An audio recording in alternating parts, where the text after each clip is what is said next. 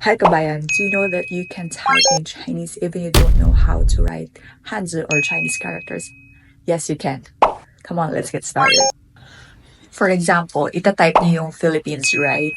But first, you have to go to your settings and choose the simplified Chinese. So your keyboard has two options, English and Chinese, and you can type the pinyin. Or for example, you will type Philippine, you have to type FEI, and then the Lu, you have to type LV. Dapat sabay mo siyang itatype para lumabas yung tatlong characters. Usually, pag Apple yung gamit, meron ng flag katabi ng tatlong Chinese characters. So, yun, tama yun. Right. So, kung paano niyo siya bigkasin, ganyan niyo din siya itatype. So, FEI, right? Fei. And then the Lu, you can type it with LV. FEI and then LV and then PIN. Then lalabas sa taas yung tatlong Chinese characters. Yan, i-type nyo, Philippine. Yes, ang galing. Ang talino talaga ng Pinoy. Try to type it in the comment section. Huwag nyo ika-copy-paste ha, yung talaga itatype nyo talaga.